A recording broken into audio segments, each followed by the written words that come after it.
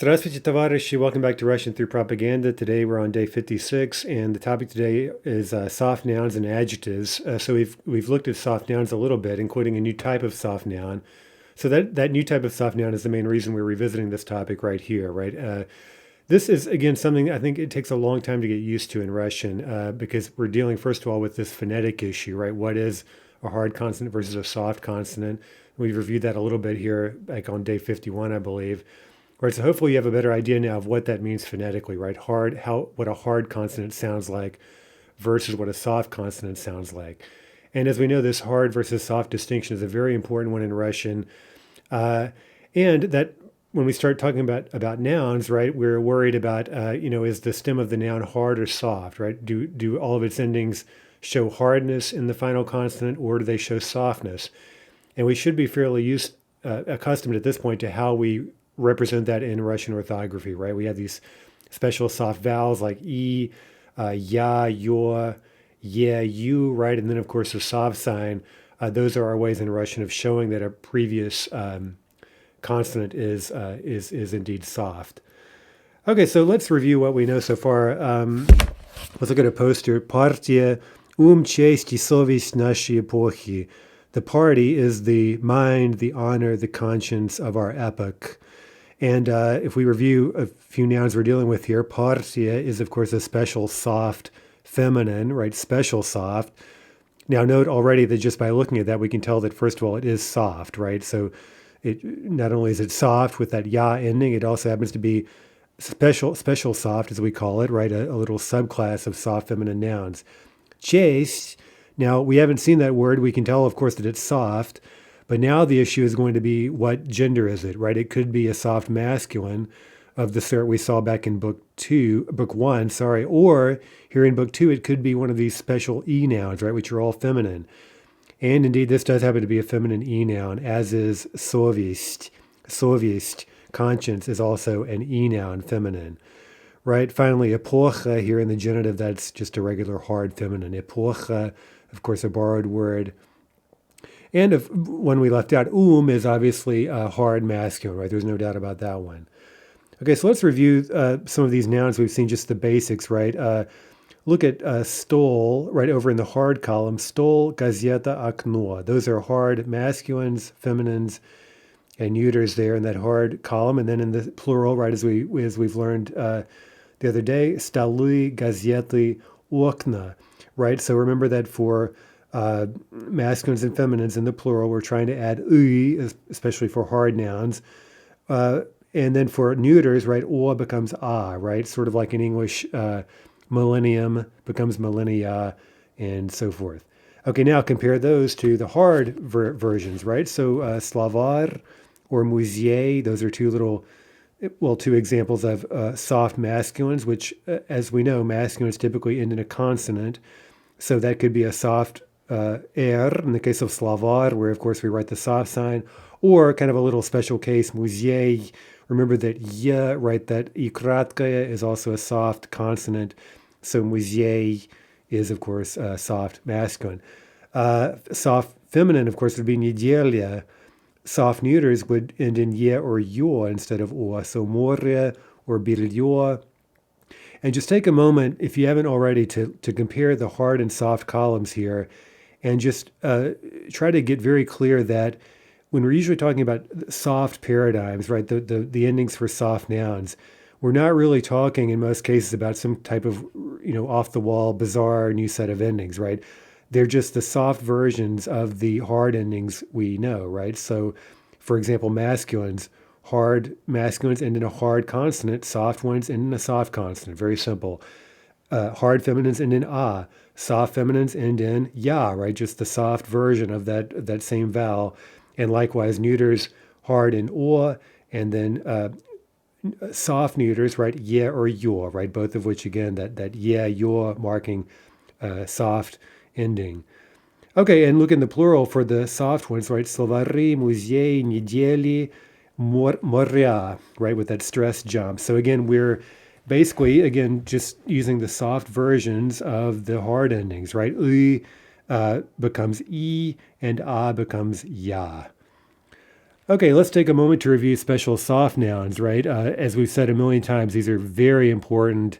We've noted that special soft masculines like kritieri are actually quite rare in Russian. There really aren't very many at all that you hear in everyday speech. Another example, maybe the most common one really might be komentari, which would mean a comment. And then, of course, often using the plural like comments, komentari, etc. Another common one here, an animate example would be geni, right? A genius. Okay, but the other two, the special soft feminines and special soft neuters, are very common, extremely common. So you definitely want to get comfortable using them, right? So leksia and zdanie, for example. Students sometimes ask, they get confused and they want to review. Can we tell when we're dealing with a special soft noun? Yes, we can, right? As long as we're starting with the nominative, especially, and even in most of the other cases, it's usually pretty obvious because we have that e lurking there, right? So kritieri, right? Ya for the feminines, yeah for the neuters there in the nominative singular. So these are very easy to spot, and they're quite easy to conjugate. Now let's review again that these are all soft. We can tell just by looking at them, right? Again, I think it's very important just to stress over and over again that softness isn't some mysterious thing that we have to know in addition to knowing the noun itself and how to spell it or whatever. We can tell simply by looking at it, thanks to the Russian system of orthography, that yes, kritieri, that's a soft noun. Leksia is a soft noun. Same goes for any of these other case forms, right? We just look at the ending, we can tell it's a soft noun. Okay, one other bit of review, right? These are, for the most part, these special soft nouns are really not special at all, right? They take the same endings that any ordinary soft noun would take, except for the forms in the black boxes, right? Those are the only reasons that we have to group these separately. But again, because these nouns are so common, these are important endings, especially those prepositional endings, which you see all the time, right? For example, na leksi, zdani, right, at the lecture, in the building. Here's a nice poster. Разоружение, веление времени, right? Disarmament is the imperative, веление, of our time. Now, we'll learn later in book 3, that, as I may have mentioned, a lot of neuter special softs are nouns created from verbs. And that goes for both of these here, разоружение and веление. As you can imagine, because you can form a noun like this from almost any verb you can imagine, right there, you can imagine how many of these special soft neuters there are in Russian. So more on that later. Okay, let's look at a few of these ya nouns, special soft feminines. We've mentioned before that the main reason why there are so many special soft feminines is that a lot of borrowed words, whether it be from Greek or from French, for example, a lot of them end up as special soft nouns in Russian. And usually when you see a noun like this, you can almost always guess the meaning, right? Assuming you know a little bit of, English, and especially if you know some French, right? Of course, these words are going to be the same basically in English or French because English has so many borrowings itself from French, right? Okay, so let's look these over and see if you can just guess the meaning. Demokratia is democracy, right? From Greek in origin, of course. Originally, демократизация, democratization. Oligarchia is the oligarchy, right? So again, obviously Greek in origin originally, the rule of the few. Teoria, Greek in origin, theory. Kollektivizacja, collectivization. Right? That's a special term, very important term in Soviet history, of course. We've talked about it a bit. Konstitucja, constitution. Psychologia or philosophia, right? A lot of academic, fields and so forth, which came originally from Greek, of course, end up as special soft feminine. Psychology, philosophy. Izolatia, isolation. Religia, religion. Bourgeoisie, the bourgeoisie. And finally, stansia. Now, there's one that's a little bit unusual, right? So sometimes, as so often with Russian, right, sometimes you get things you might not quite expect. Based on the French, let's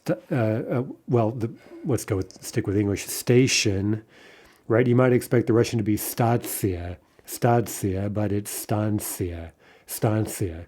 So as long as we watch out for little oddities like that, again, typically these nouns are very easy to deal with.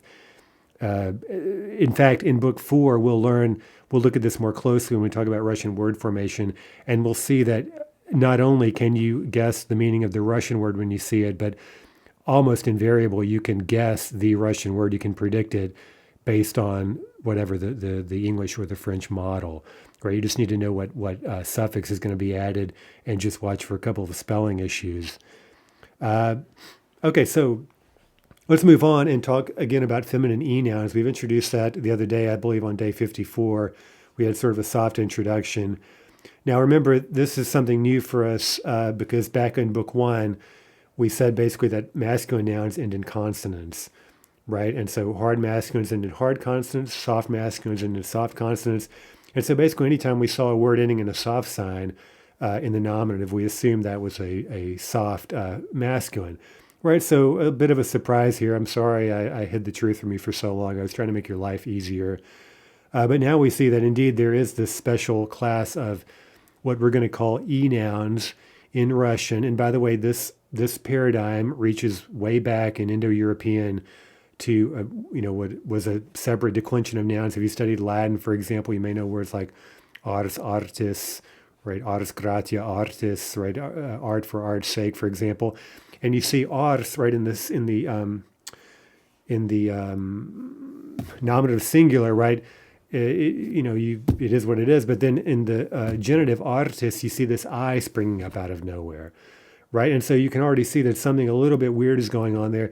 And again, rather sloppily, right? We're seeing the same thing here in Russian, right? Where we get these E's springing up all over the place.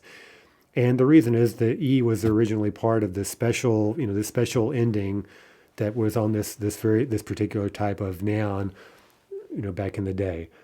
Okay, so anyway, let's compare a soft masculine noun like slavar, which we're used to a new feminine E noun. Now remember, when we say E noun, we mean feminine. These are all feminine. So for example, titraj, that's a feminine E noun. And how would we know that? We would have to look it up in a dictionary, right? Unless we had some clue in a text, like an adjective attached to it or something. There's no way to simply look at titraj or slavar and guess that it's masculine or feminine, right? So anyway, so look over the forms, right? Slavar is acting like a soft masculine, of course. Titraj, again, look over the endings. We're seeing the E popping up in several places here. Titraji for the genitive, titraj accusative. Remember, feminine accusatives, a becomes u, ya becomes you. Here we don't have an a or an u, an a or a ya, so we just keep it as is, titraj. Mach would be an example of an animate. More on that word later. Titraji, titraji, titraju, right? So note the instrumental, that's a funny looking ending. Note that the soft sign is staying put there. And our real topic at hand, the plural, right? Slavari, titraji, right? So both of these, again, in the plural, it doesn't really matter if it's masculine or feminine. The point is that it's soft, and so we're adding e instead of u, right? Here's a poster. Советская власть в миллион раз демократичнее самой демократической буржуазной республики. So Soviet power is a million times more democratic than a democratic bourgeois republic. Okay, so we see a couple of borrowed words. Respublika, republic, from the old Latin res publica, right? The public matter or the public thing, however you want to translate that, right? Respublika. By the way, speaking of borrowings, right? You see there the res public, right? It keeps the S from the original Latin, right? We say republic, right, with no S, but the Russian reaches back somewhat more accurately to res publica. Okay, so again, when you're talking about borrowed words, you have to just watch out for little things like that, but typically they're very easy to process. Now, look perhaps more relevantly to today's topic, Sovietskaya vlast. Okay, there's a noun vlast, which means power. What's the gender? Well, in this case, we're lucky. We have an adjective attached to it, Sovietskaya, which shows clearly that this is a feminine noun. And so again, depending on whether you're lucky or not, when you encounter a word like this in a text, you may be able to just discern the meaning the gender based on contextual clues. Okay, let's look on page 26 at an exercise here. By the way, well, first let's look at a few examples, right? Это моя новая тетрадь. Okay, so we see that that is a feminine noun, and so all these adjectives are showing feminine endings. Now look at the accusative. Я купил мою новую тетрадь. Okay, again, we're using this in the accusative, right? I bought my new notebook. So notebook is accusative. It itself does not change, right? Because there's no a or ya to change to u or you. But the adjectives attached to it, of course, they do change, right? Because they need to agree with the accusative feminine noun. And just one more example, instrumental. Что ты делаешь с моей новой тетрадью? What are you doing with my new notebook? Again, feminine endings in those adjectives. Okay, let's look over some sort of mock-up dictionary entries, right? And remember, a good dictionary will typically give you the nominative singular, right? Of course, the full noun, and then typically the genitive singular ending, which often gives us a lot of information that we need to know about the noun. And one bit of information it may give us is whether or not we're dealing with a masculine or feminine noun, right? If it's, again, for these ambiguous instances of nouns ending in a soft sign or whatever. Right, so let's just look these over and see if we can tell what the gender is. Now, by the way, the good news is that almost any dictionary, even a Russian dictionary, is going to just tell you the gender of the noun. So it's not really a guessing game quite the way we're suggesting here. But again, this is a useful skill. Okay, so let's start it with автомобиль. Okay, and we see the ending ya, that's the genitive singular ending. That's telling us that the genitive singular would be автомобиля, and that indeed this is a masculine noun. It's a soft masculine. What about вещь? Okay, we see e is the genitive ending. The genitive is вещи. Okay, that's telling us that this is a feminine e noun, right? It's an e noun, all of which are feminine, with only one very bizarre exception. We'll talk about it at some point later. Okay, so that's a feminine e noun, we'd call that. Okay, локоть, локтя. There we're giving the full form because we have a mobile vowel, right? So again, you would assume probably that that's a mobile vowel, but you'd have to look up to know for sure. Okay, and we see локтя, right? That genitive ending, that's telling us this is a soft masculine. Смерти, feminine e noun. Критерий, criteria. Okay, that's a special soft masculine, no doubt about that. Okay, ноготь, ногтя, right? Again, lots of body parts we're trying to throw in here. That's a soft masculine with the mobile vowel, right? Ногтя is the genitive. Нефть, that's a borrowing from Arabic, and I think that was borrowed via Turkish, if I looked that up at some point. So anyway, but as far as I know, originally that was an Arabic word, which makes perfect sense, I guess. Okay, anyway, so it's in Russian, it's become an e noun, right? Нефть. Okay, so feminine e noun.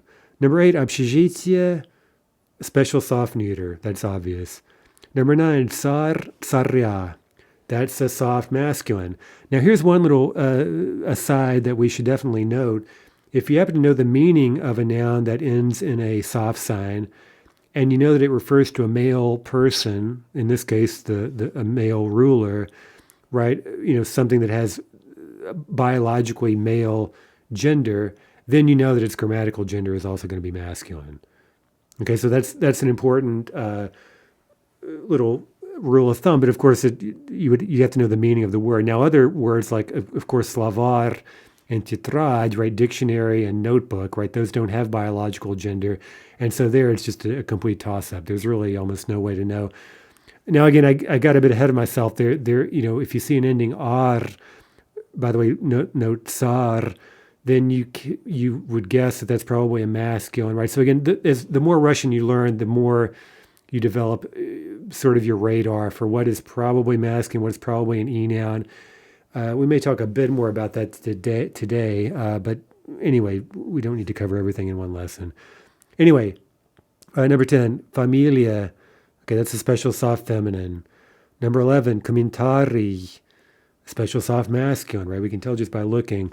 12, lexia, special soft feminine. 13, sol. So soli, that's feminine e-noun. 14, loj, lji. Right, we have a mobile vowel, but this is still, we can tell by looking at the genitive singular, this is a special soft, feminine e-noun, of course. 15, mnyenie, special soft neuter. 16, muzei, that's just an ordinary soft masculine, right? Again, there's no и краткое, it's muzei, just an ordinary soft masculine. Приятель, soft masculine, ordinary soft masculine. 18, porция, okay, special soft feminine, again, a borrowing, like matches up with the T-I-O-N word in English. 19, расписание, special soft neuter. Again, that's a noun that was created from a verb. We'll learn more about that later. 20, dver, feminine e-noun, right? 21, cafetieri, special soft masculine. So the more common word is stolovaya, but anyway, cafetieri, the word does exist. But one reason I threw it in is because, again, there are so few, there are very, very few special soft masculines that are used with any regularity in Russian. Okay, and finally, here's one of the examples we mentioned, geny, right? Well, that's one you hear, of course, genius, and it's a special soft masculine. Okay, let's fill in a few blanks here now, combining, these are all feminine e-nouns and using them together with an adjective. Okay, so let's say, yesterday my daughter bought a new notebook. So accusative, вчера моя дочка купила новую тетрадь, right? Новую тетрадь. So the adjective changes, of course, a to u, ya to you, but тетрадь doesn't change. Okay, here's her new notebook. Okay, so we're just showing it, naming it. This will be nominative. Вот ее новая тетрадь. What do you think about her new notebook? Okay, prepositional. Что ты думаешь о ее новой тетради? Number 2, старая вещь, and some old thing. Вещь means thing. Why is your mom buying such an old thing? Sounds like mom's at the yard sale again. Почему твоя мама покупает такую старую вещь? Okay, again, accusative. Старую вещь. What is it possible to do with such an old thing, right? What can you do with such an old thing? Instrumental, right? Что можно делать с такой старой вещью? Okay, now note the spelling there. Вещью, soft sign, you. Number 3, длинная очередь, a long line. Очередь is a feminine e-noun. What a long line, okay? Nominative. Какая длинная очередь? Have you seen this long line? Okay, accusative. Ты видел эту длинную очередь? I don't want to wait all day in such a long line. Okay, prepositional. Я не хочу ждать весь день в такой длинной очереди. Okay, number 4. Ужасная боль, terrible pain. Вы говорите, что чувствуете blank in your head, right? You say that you're feeling a terrible pain in your head. Вы говорите, что чувствуете, okay, accusative, ужасную боль в голове, right? Вы чувствуете ужасную боль в голове. I was just watching the old Dune movie, right? When what's his name? Paul Atreides puts his hand in the box, right? And he imagines his hand is burning, right? And he says, "Fear is the mind killer," etc., right? Okay, so he felt an ужасную боль. Okay, anyway. Yes, in my head, there is a terrible pain. Да, в голове ужасная боль. Okay, nominative. I can't get used to such terrible pain. Okay, so dative there after the ka. Okay, kind of a silly example. It sounds like you're at the doctor's, right? Someone shouldn't laugh. They've got a terrible pain in their head. Не могу привыкнуть к такой... Sorry, I might mangle the pronunciation. Не могу привыкнуть к такой ужасной боли, right? Dative. I can't get used to such terrible pain. And you shouldn't have to. There's probably a pill for that. Okay, number 5, советская власть.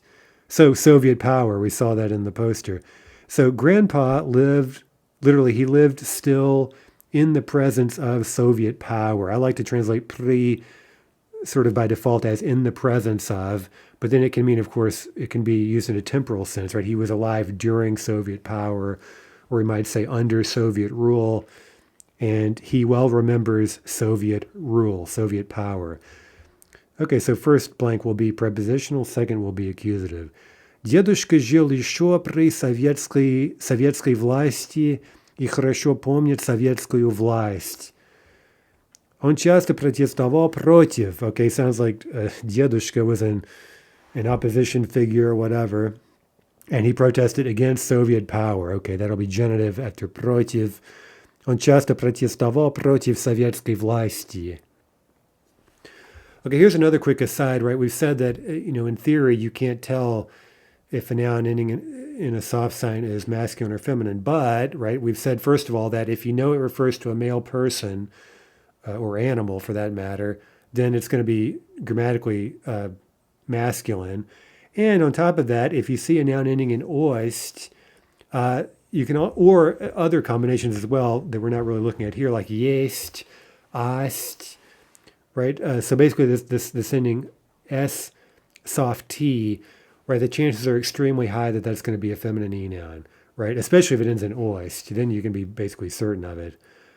Okay, what's the reason for that? Well, because most of these oist nouns are formed regularly, not all, but a lot, from adjectives. So from starý, for example, we get a noun starost, meaning the quality of being old, or the state of being old, namely old age.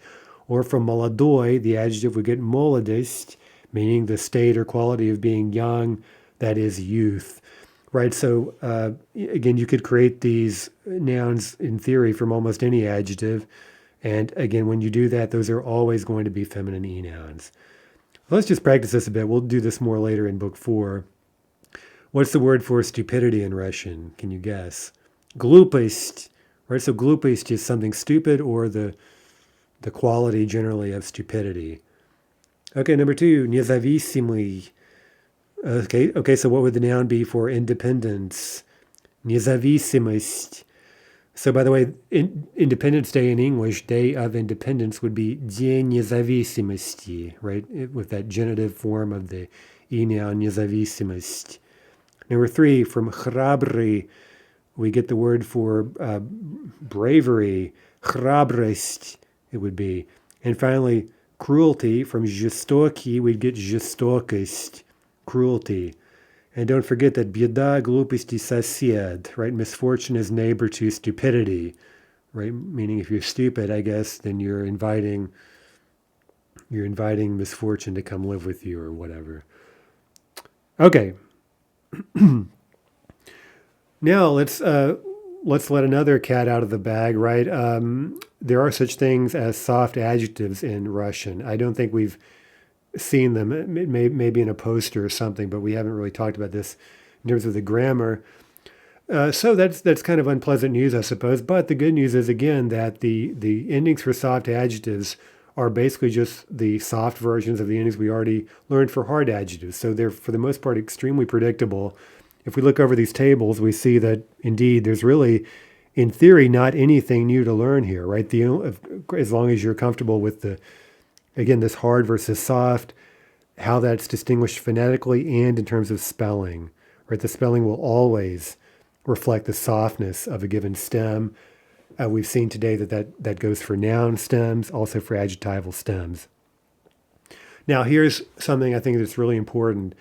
There aren't that many soft adjectives in Russian, right? Especially statistically across the language, there are tons and tons and tons more hard adjectives in Russian. Okay, on top of that, this gets a little confusing.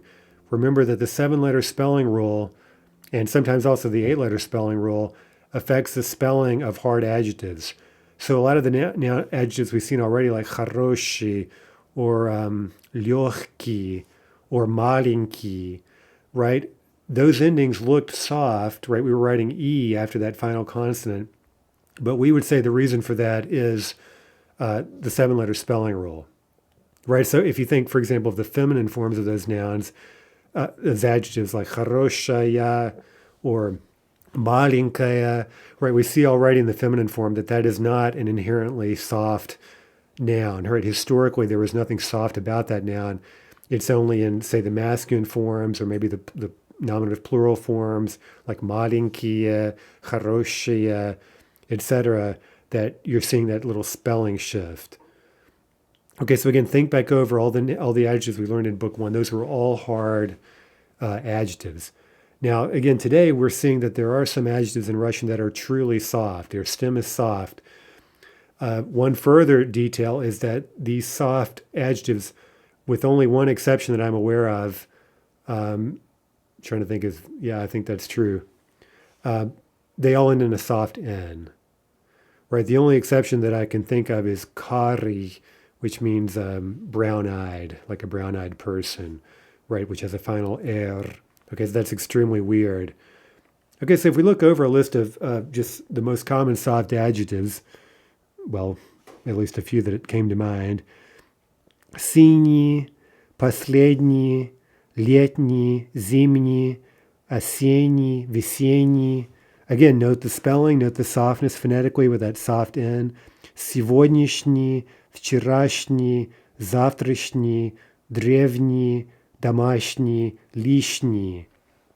Okay, if you look those over, you can maybe already guess, well, not quite, but sort of. You see that a lot of these have to do with time, right? Like seasons, right? These are adjectives related to seasons of the year or certain days or, tomorrow, yesterday, ancient. And that gives us a little rule of thumb that's fairly useful. Most soft adjectives have something to do with time or space, right? Time or space. Okay, so when we revisit this topic, I think in book 3, we'll give a more complete list, or it may be in book 4, and you'll get a better sense of this. But that's kind of a useful little rule of thumb. Now note that there are some exceptions like синий, which is a dark blue color, лишний, extra, superfluous, right? So there are a few that don't have anything to do with time or space, but the majority of them do. Okay, so let's fill in a few blanks with soft adjectives. Now, the main thing, and you can imagine what the problem is for students, they don't really pick up on the softness, right? So they're fed a soft adjective. Again, there's no mystery to that. We can just look at it and tell that it's soft. But then, they start just treating it like a hard adjective. Okay, look over the table, by the way, and you can see that some of these endings look a little bit funny. Sometimes students even chuckle a little bit at them. I'm not really sure what's so funny about them. But anyway, look, for example, at the feminine синяя, right? You get a double ya, which looks maybe a bit off the wall. And I think students, their favorite ending is usually синюю, right? 2 U's in a row. I mean, who knew, right? Crazy stuff.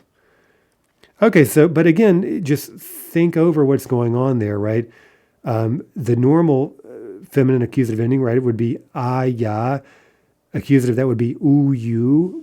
We're dealing here with actually the same ending. We just need the you to denote the soft N, right? To mark that as a soft N. Okay, so let's fill in a few blanks. Are you reading today's newspaper? Okay, accusative. Ты сегодняшнюю газету читаешь? Сегодняшнюю газету читаешь? No, yesterday's. Okay, again, this will be feminine accusative. Нет, вчерашнюю, right? You. Number 2, with what are you busying yourself, right? Чем ты занимаешься? What are you doing? Or what do you do generally? Like, what are your interests? Well, I do ancient history, right? I study ancient history. Я занимаюсь древней историей. Древней историей, right? With the instrumental. Now, remember, we could say я изучаю древнюю историю, right? But here the question is setting us up to use заниматься чем, right? To be occupying ourselves with something. Let's say I'm reading about the ancient world, okay? Древний мир, right? The ancient world. Я читаю о древнем мире, right? So ем is simply the soft version of the prepositional om. Number 3, I wasn't able to answer the last question on the last exam. Я не смог ответить на последний вопрос, accusative, on the last exam, on the final exam. That'll be prepositional, right? На последнем экзамене. Последнем instead of om. Number 4, what did you cook yesterday for dinner? Что вы приготовили вчера на ужин? I made homemade пельмени.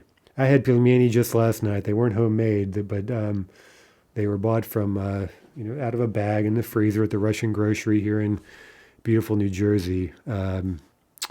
Yeah, net cost in Manalapan, if anyone wants to check that out. They also have locations near Philly and New York, and they have another chain called Gurmanov, which is just kind of it's same outfit, but a slightly different format. Okay, anyway, I had to throw a shout out there. I love that place. The location in Manalapan, New Jersey, has an amazing food bar, salads and also hot foods. It's really quite amazing. Okay, anyway, where the heck were we? Oh yeah, so yeah, what did you cook yesterday? Well, homemade пельмени. Okay, this is going to be accusative plural. Пельмени is hopefully plural, right? If you only have one пельмень, then you need to pick up a side hustle or something, right? We want to have multiple пельмени on our plate. Okay, so домашние пельмени. Okay, number 5, I don't love winter weather. Я не люблю зимнюю погоду. Зимнюю, right? I love the summer wind and a blue sky, a deep blue sky. Я люблю летний ветер, accusative, и синее небо. Right? Синее небо. Number 6, when do we have spring break? Spring and canicule, speaking of borrowings, that's a borrowing from French. Canicule, I believe, means hot period, like the dog days, right? And that is here used in a plural only noun in Russian, canicule, which in Russian means like school break, right? Vacation. Okay, so spring break here, this will be plural. Весенние каникулы. Весенние каникулы. And when is fall break, right? Осенние каникулы. Again, keeping that plural because that's a plural only noun in Russian. Do you have extra pencils? У тебя есть лишние карандаши? No, I need all of my pencils. Right? Нет, все мои карандаши мне нужны. Okay, one last topic today very quickly. I don't want to dwell on this too much. A note on Russian word order. As you learn more grammar and maybe you start looking at text, even some text in the book, and later when we get to our literature segment, you'll see this a lot, that it's not often so much the grammar that trips you up in Russian. It's really the word order, right? Because we're getting words thrown at us in an order that we're not used to. And that could be just as simple a matter as having the subject at the very end of a sentence. Right? Remember that Russian word order is extremely flexible for the most part, and because it's so flexible, Russian sort of has the luxury of saving what's most interesting for the end of the sentence, which often gives a lot of flavor to a sentence, right, and almost a kind of suspense, right? And we'll see that used to great effect when we start reading Russian poetry. And by the way, as you might imagine, that's often something that's not preserved in translation, right? Because English has such strict expectations about word order that you often can't save the subject until the very end of the sentence, right? So already, just by that alone, you're going to be losing something of the original Russian. Okay, so without dwelling too much on this, I've taken a poster here, and I've given you the original, some verse, right? Just a little, right, 4 verses, and it rhymes, of course. So it's sort of like a simple little poem. And let's look at the original. And then what I've done is unscramble the word order. So when you're doing that, basically you want to find subject, verb, object, right? That's the basic schema, and then everything else, right? And you'll find that if you do that, right, if you're confronting a line of poetry or prose even, and you're totally lost, analyze it a bit, right? Find the subject, then find the verb, right? Then find the object if there is one, and so forth. And usually when you do that, you'll find that the grammar sort of falls into place, right? And you'll see, wow, that really isn't a very hard sentence at all. It's really the word order that was driving me crazy. Okay, so let me read the original. Волнует сердце праздничный салют, в нем весь наш путь, все битвы и победы, дела отцов в нем дети узнают, и молодость свою в нем видят деды. Okay, so you can hopefully hear that that rhymes. Okay, so let's first unscramble that and then translate it, and you'll see that it's much simpler. Праздничный салют волнует сердце, right? The holiday fireworks display, or salute, it's obviously related to the English salute, but salute in Russian has a special meaning of a fireworks display. So the holiday fireworks agitate the heart, right? They move, they stir the heart. Okay, so again, when we have subject, verb, object there, the fireworks stir the heart. We see the grammar is really a piece of cake. Весь наш путь, все битвы и победы в нем. Our whole path, all battles and victories in it. We have the understood linking verb. All these things are in it. They're all contained in this victory celebration, right? Our path, our battles, and our victories. Дети узнают дела отцов в нем, right? Children recognize the deeds of their fathers, that's the genitive plural, which we haven't studied, in it, right? In the fireworks display. И деды видят свою молодость в нем. And grandfathers see their youth in it. By the way, молодость, there's that word we learned, right? Okay, so just something kind of curious at this point. I don't want to dwell on it, but you may just look at that, compare the word order.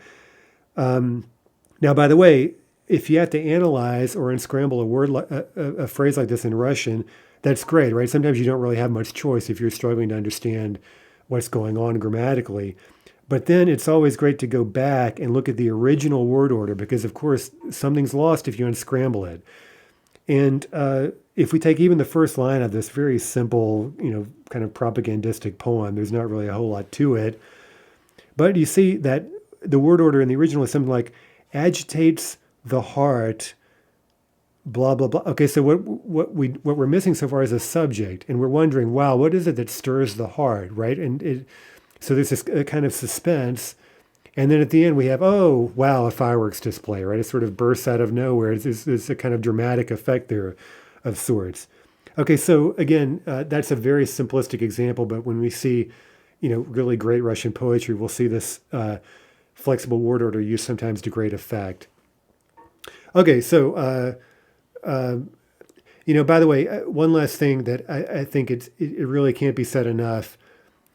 One of the main problems students of any Slavic language have is the first noun they come to in a sentence, they assume it's the subject, right? And then they're completely off track, right? Because what happens is you make that first false assumption, and then you basically just translate one word after another as though you were following English word order, and you get just totally off track before you've even started, basically. How can you avoid doing that? Well, of course, remember, to have a subject in Russian, you have to have a nominative case ending. So if the first word you come to in a sentence is something like knigu, you know that can't be the subject. And the only way you know that is looking at the case ending. The only way a Russian would know that is, of course, to look at the case ending. Okay, so keeping this issue of word order in mind and really looking at the case endings very closely, those are the key. Right, that's one of the most important disciplines. It really is a matter almost of self-discipline, right? You've just got to get away from, expectations that derive from English word order. So whenever you're reading Russian, whether it be an actual poem or some stupid example in our book here, for which I'm purely responsible, right? Keep that issue in mind, and in time, of course, you'll just get used to it. Okay, that's enough for today. Until next time, до свидания, товарищи. Вперед к новым победам!